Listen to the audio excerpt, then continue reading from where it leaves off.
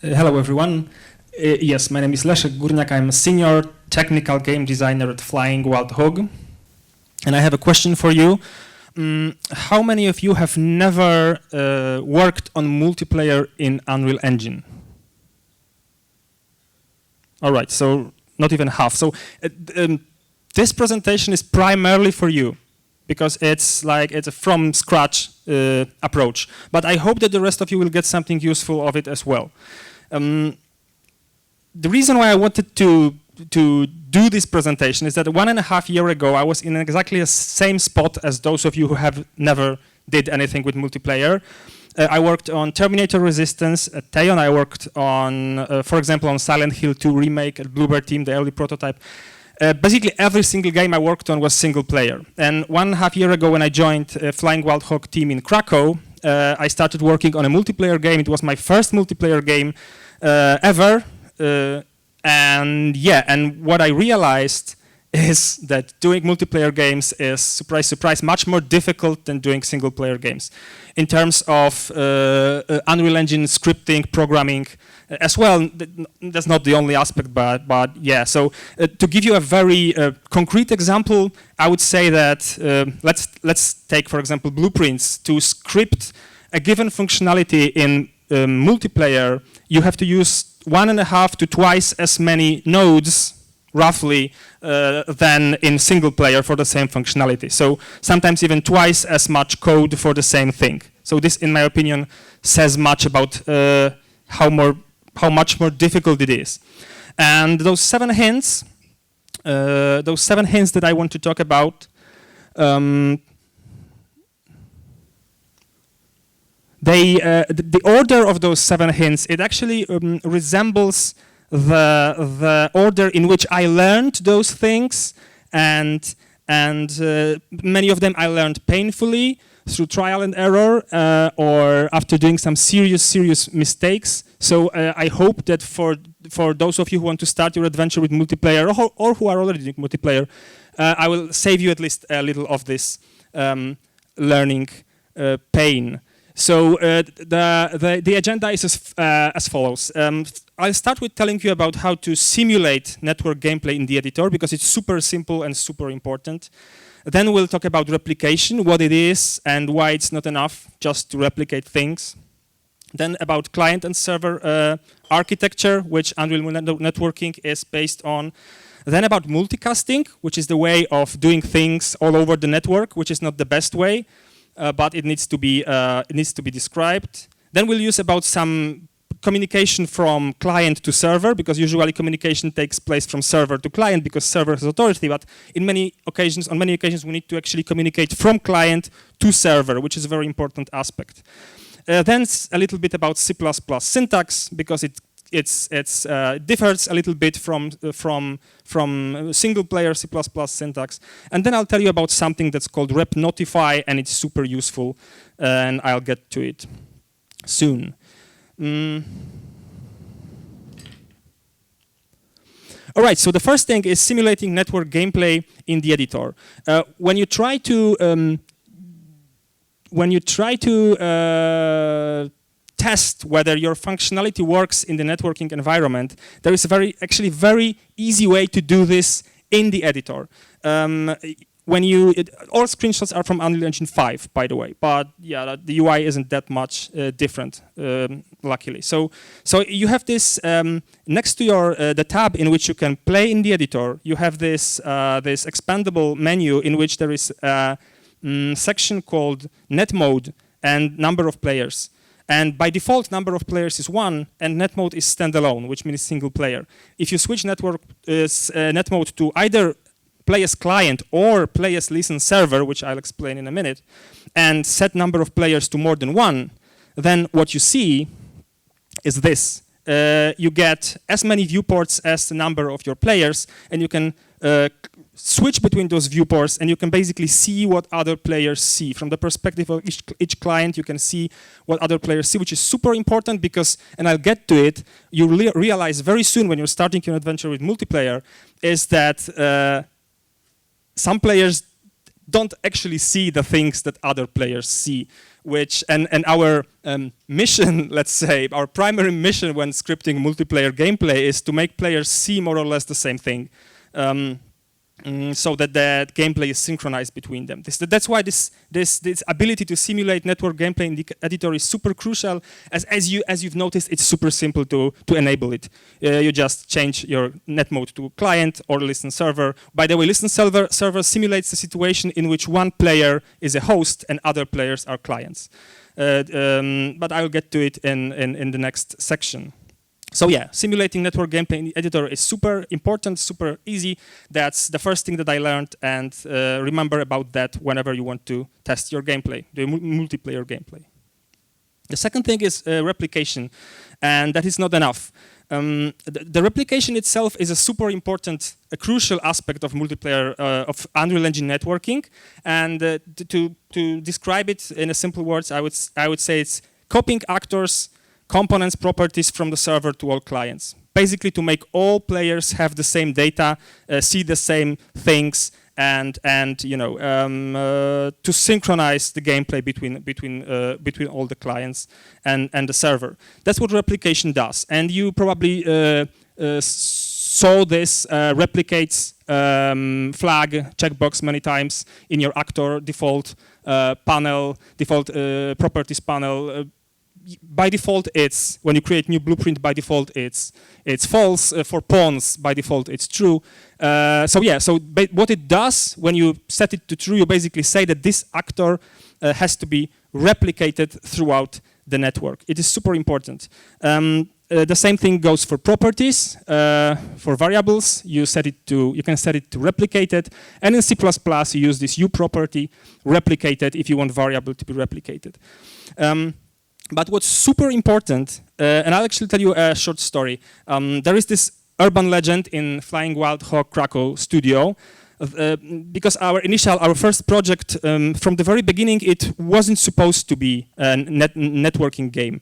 And at some point, a team decided that they want to try networking, and someone said something like, guys, there are those replicate checkboxes and these replicate options in the variables. We just have to set them everywhere and it will work. Unfortunately not, it didn't. And what is more, actually replication is not only not enough. You shouldn't replicate when you don't need to. You should replicate as little as possible because it creates overhead on the whole, you know, networking environment. So not only is not enough to enable replication, you actually have to replicate as little as possible. And I'll give you an example of that, a very quick example when we don't have to replicate. Let's imagine we have kind of manager class to spawn objectives I called it objective spawner BP. And what this class does, it spawns objectives for all the players. Objectives like go there, destroy this, defend this. And objectives themselves should be replicated so that all the players have access to the information about the objective, but the spawner doesn't have to be. Spawner needs to be only on the server, not replicated entity that spawns replicated objectives. And that's completely enough. You don't need to replicate the objective spawner. And this is one of many examples in which you don't need to replicate, and actually you shouldn't replicate. There is no point in replicating, for example, things like this, such as spawner objects. And yeah, so as far as the replication is concerned, that was it. So don't replicate when you don't need to, and it's not enough to, you know, enable replication everywhere. Next thing is client and server. This is something we never need to consider in single player. Because in single player, we don't care where our logic runs. It runs on your player's machine, and that's it. You don't need to care whether it's client or server. But when I started scripting multiplayer gameplay, I realized very quickly that I actually need to care where the logic runs and be very careful about that. What Unreal uses for networking is the client and server model, which basically means that we have this server, and the server has crucial game information that is replicated to the clients. And clients don't know about each other. Clients know only what server tells them. So sometimes clients need to tell something to the server so that the server can replicate this to other clients. There is actually a second option, and you might have noticed that apart from play as client in the first slide, there was also play as listen server. And listen server means that the one of the players is the host, because we have two options for Unreal Engine multiplayer. One of them is dedicated server plus clients, and the second one is one player is a server and at the same time kind of client, and other players are clients, like and this host is hosting gameplay for everyone. Yep, I don't have much experience with this. I use in our projects we use dedicated servers structure. A structure based on dedicated servers. So yeah, and the server is the host of the game, and as written here, it holds one true authoritative game state. And this authoritative is a keyword because you will see the term authority many times when scripting multiplayer in Unreal Engine. And to give you a very straightforward example, this switch has authority node. You will use it very often. What it does, it basically tells whether the flow, the given logic should go through the authority, so the server, or through the remote, which means the clients. Of course, it only matters if the actor is replicated, because if it's not replicated, then it flows wherever the actor is. But if it's replicated, many times we'll encounter a situation in which we need to specify whether this replicated actor should do something on the server or on the clients, because it's replicated, so it's everywhere. And in a C++, we use this simply has authority function to determine whether the actor has this network authority or not. Super important. I'll give you some examples in a minute when it matters. So the first example is, well, some functions should be called only on the server. And I already gave you an example with spawning, but sometimes you will want replicated actor to spawn other actors. Like, for example, you have a boss that spawns minions. Boss is replicated, but you want those minions who are also replicated, you want them to spawn only on the server because they are replicated, so they will replicate to the clients anyway. So in this case, when you somewhere in this boss code, you need to specify that you want to spawn those boss minions only on the server. So we're using this switch authority node to do that. So that's the example of things that should be done only on the server. But there is more. Some functions are called only on the server. And the example of this is apply damage. And there is a reason for that, being damage is so crucial, especially in competitive games, that you don't want to keep this information on the clients. So whenever you want to apply damage, you do it only on the server. In a single player scenario, you rarely care about this small icon in the upper right corner. But it means that this function is called only on the server, and you also have this monitor icon, which means that the function is called only on the client. So that's another thing to remember, that some functions run only on the server.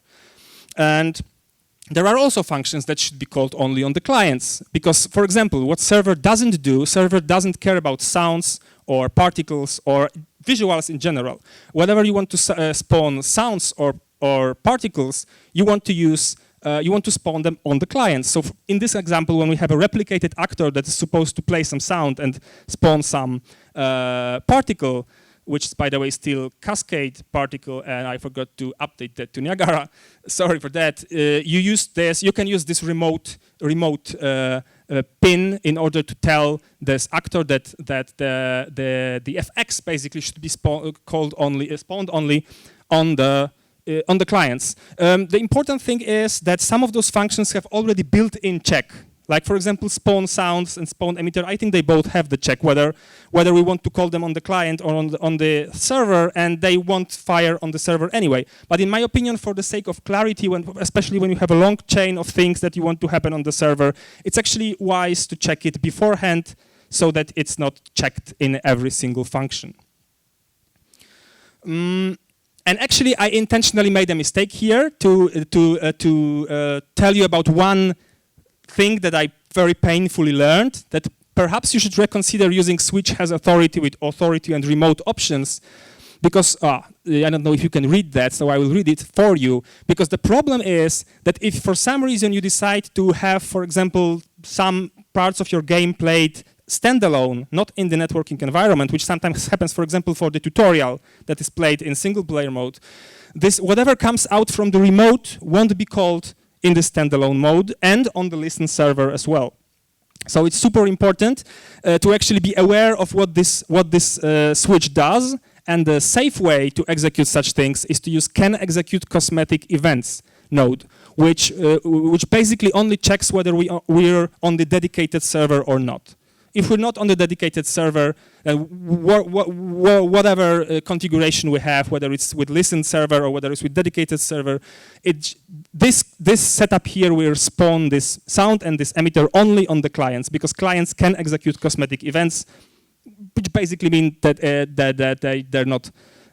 they're not dedicated server, obviously. And regarding this hint, I also have this small performance tip for you, which is that cosmetic components, like for example audio or particles or decals or many others, they can be what you can do to avoid some additional server calculations taking place. You can actually spawn them on the clients instead of simply adding them to the hierarchy. Because if they're added to hierarchy in a given actor, then their transform is still being calculated on the server, and there is no need to do that. So what you can do, you can create your architecture in a way that those components are actually spawned on the clients, not added to the hierarchy, which is more sophisticated. And well, and I'm going back to what I said in the beginning, scripting multiplayer is much more difficult. You don't have to do this, but certainly there is a performance tip to be considered, especially when you have large, deep hierarchies of child components in your actors. The next thing is multicasting. Multicasting is a super important aspect which needs to be analyzed. What multicasting is basically multicasting is one of the types of RPCs. RPCs are remote procedure calls, and what they are basically functions that are called locally somewhere on the server or on the clients, but they are executed remotely on another machine. So as you probably already see, they are a super important aspect of multiplayer scripting and programming. You use those functions to communicate within the network, RPCs. And multicast functions are one of those RPCs. Here, for example, we have the details section for the custom event node in the blueprints, and you can actually set this replicates to multicast, which means that it will that when called from the server, from the replicated actor, it will be called on all clients. So I would say it's the simplest way to make sure that whatever you want to do is visible for everyone. And yeah, whenever you set something to be multicast, it gets this executes on all label, and basically that's what it does. When called from the server, super important, from the replicated actor, also super important, it's called on all the clients and all the server as well, by the way. So yeah, so the way it works, for example, when we have the replicated actor from the server, we use this authority to call this function only on the server, and when it's called only on the server, because there is no point in calling multicasts from the client. They have to be called from the server to replicate to all clients. So this is the example of how you can use it, and then you can, for example, use this node, perhaps not this one, but can execute cosmetic events would be better, to determine whether, for example, this function should do something on the client or not. The usual scenario for multicast is spawning VFX, because they're actually not safe to use, and that's my whole point here, that they are easy but risky. There is a better way to do that, and I will get to that. They are risky because you have no control over when exactly multicast functions are triggered, because they are susceptible to network lags. So for example, when you want to change the value of some variable with multicast, you're not quite sure when this value will be updated, basically. So it's kind of tricky thing. And the second thing is that the multicasting doesn't support late joining. So whenever you have a scenario in which one player joins the session after session already started, whatever was done with multicasting won't be accessible for for this player who joins. So it's super important. So if you want to have late joining, you actually should, disregard multicasting completely. And to give you an example, here I have two clients, and one of them is going to spawn the particle, the fire particle, with the bullet. And yeah, as you can see, both clients see this particle. But what I do next, I use this very, by the way, very useful button in the top to add another client which simulates late joining. And this guy, unfortunately, whoa, where's the particle? I don't see it. They see it, he doesn't. So yeah, so that's that clear example of why multicasting is risky for late joining. Not really risky, it's just not appropriate approach for late joining. Because what we end up is the gameplay that is not consistent between the clients. And I'll get to the solution for that. But before I get to the solution for that, which I saved for the end, I will tell you something about communication from client to the server, because what I've been talking about so far was mostly about communicating from server to the client. Sometimes we need to communicate, not really sometimes, often we need to communicate from client to the server, and we can use player controller for that. And why we can use player controller? Because player controller is a client-owned actor. And because player controller is so-called client-owned actor, whatever pawn that is possessed by this player controller is also a client-owned actor. So you can actually, from the client, you can actually do things on the server if you do them from the player controller or player pawn. It doesn't have to be player controller or the player pawn, but in 95% of cases you do this from player controller or player pawn, or their components, which I recommend, by the way. To do this, you have to use another type of RPC, so this remote procedure call. Because apart from multicast, we also have something called run on server, and what it does, it replicates this from net owning client to the server. Player controller or player pawn, they're both net owning actors, so you can say net owning clients, so they can run things on the server, which is in many cases super important. And one example of this could be spawning projectiles, because when this is of course a very simple logic, but I believe it demonstrates the case.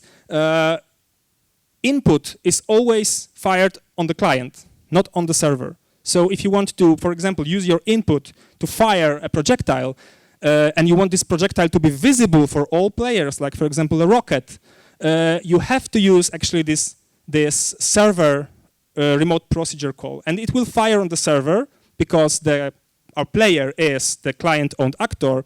And what you can do then, you can use this spawn projectile server function to spawn replicated projectiles.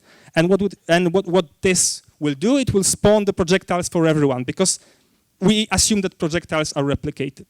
So in case of any projectile that you don't spawn very often, and it could be, for example, a rocket, it's actually necessary to somehow utilize this approach. You have to spawn them from whoever spawns them, so the player who's on the client, to the server. And you can do it because player is client-owned actor.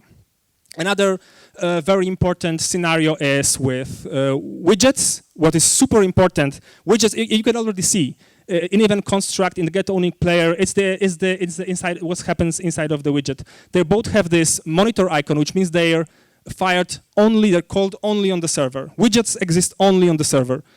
And in some situations, we want actually from our widget to perform an action that will be visible for all players. And I believe the good example is chat. And here in this very simple example, I have onText committed function, which basically checks whether I inserted some text in the input field and submitted it.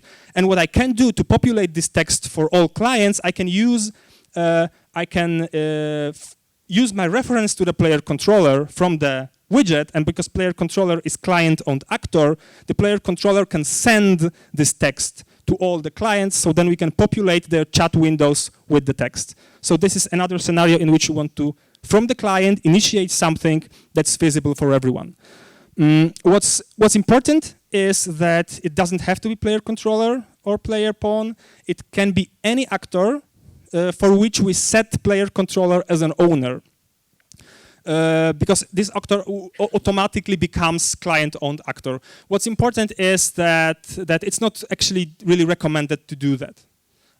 You don't want to overuse this capability, let's say. All right, so the next hint is a multi-hint with many sub-hints, which is how to use C++ in the multiplayer. There are some differences between single-player programming and multiplayer programming.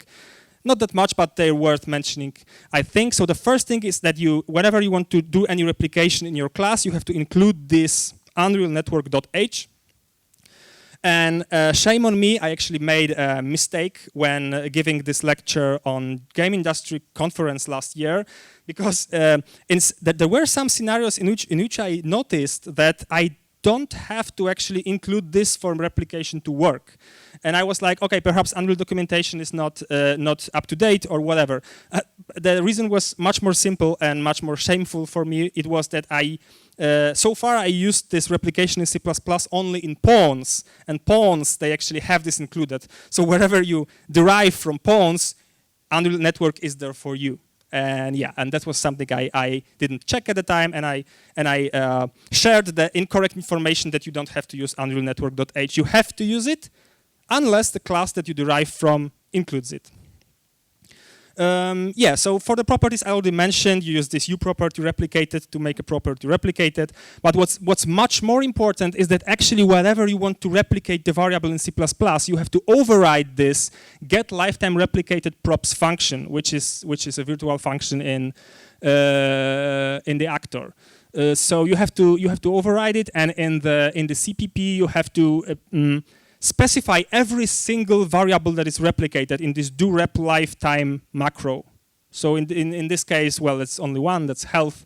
So I put health there. But it's super important. All replicated variables have to be listed in the body of this overridden get lifetime replicated props function. So that's another super important thing for the replication to work.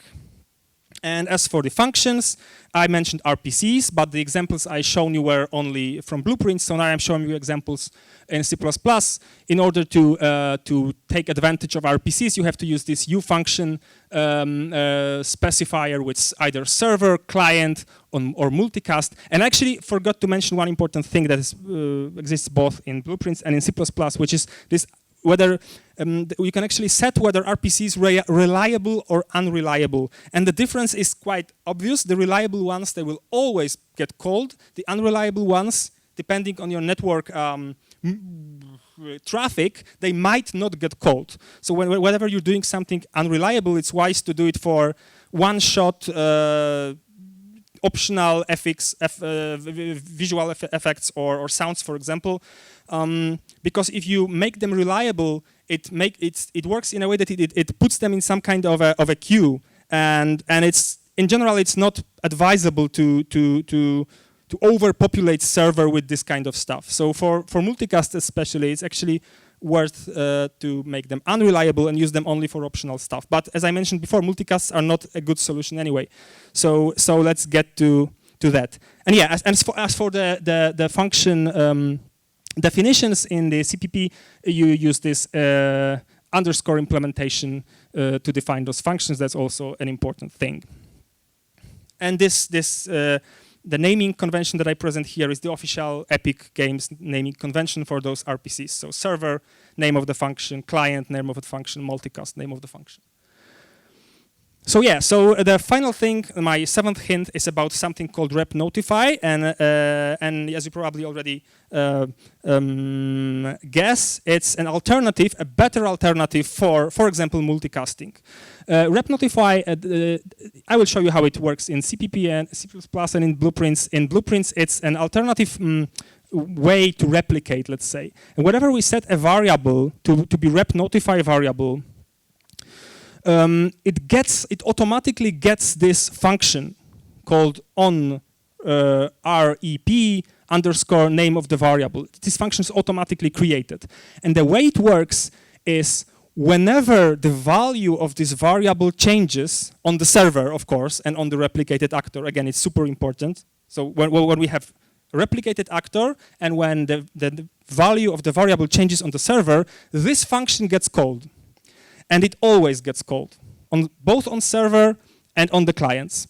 This is why it's 100% better than multicasting. It's just, you know, deterministic. And in how it works in C++, you use this uProperty replicated, but also you have to specify which function would be used to, which function would be called when the value of the variable is changed. And then you define this function. But what is extremely important, and I also learned about this painfully, is that in C++, this behavior will only trigger on the clients. In the blueprints, it triggers both on the server and on the clients, and sometimes you want something to happen on the server. But in C++, it triggers only on the clients, so wherever you want this logic to run on the server, you have to explicitly call this function on the server. It's a super important difference that needs to be kept in mind. So yeah, so this function is guaranteed to run exactly when the variable is changed. So for example, when you want to access the value of the variable at some point, you know that when the function is called, the variable already has an updated value because this is how the function works, simply. And it also supports late joining. And this is super important. Wherever you want someone to join in the middle of the session, whatever was done with rep notify will be available, visible for the player who joins. So another example here, a very similar scenario. We have two clients, and one of them will spawn the fire particle, but this time it's spawned with the rep notify function. So the value of some variable gets changed, and for all the clients, this particle gets spawned in this rep notify function. And then we join, the third guy joins, and now it's there. So yeah, so the difference is crucial, I believe. And that's why the rep notifies are, in general, they are considered a better alternative for multicasting. Some people even recommend, you know, disregarding multicasting at all. I use it for prototyping, and I sometimes use it for one-shot sounds or visual effects, but that's it, because they're not safe.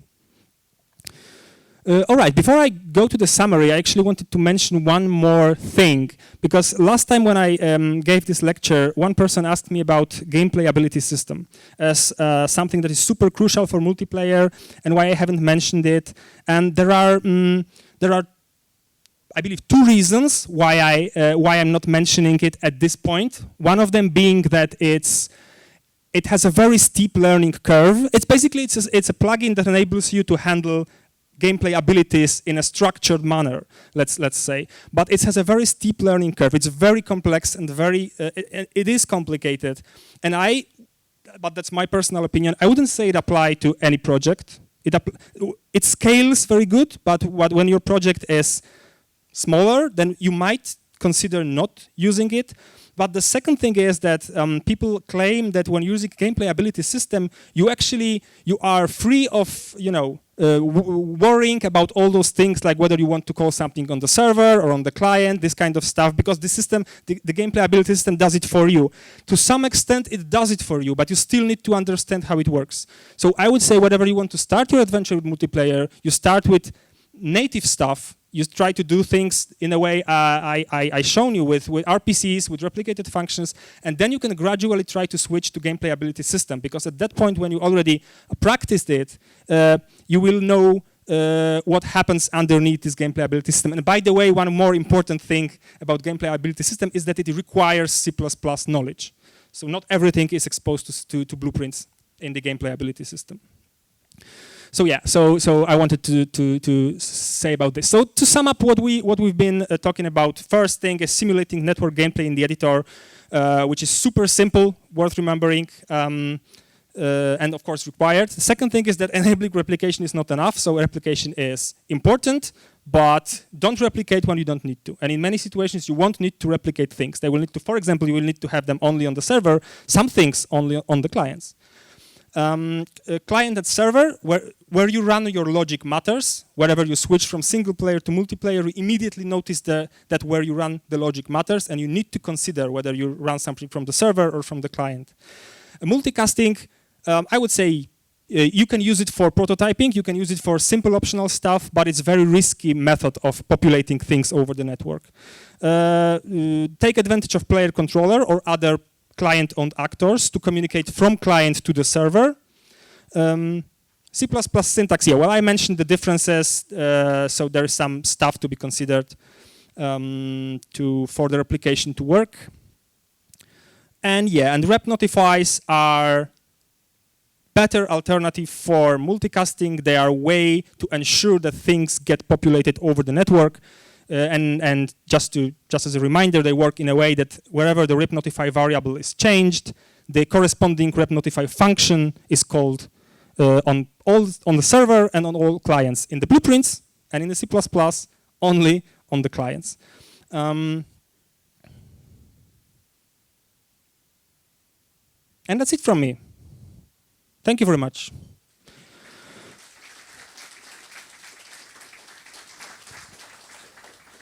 Thank you, Leszek. Do you have any questions? Please come to us.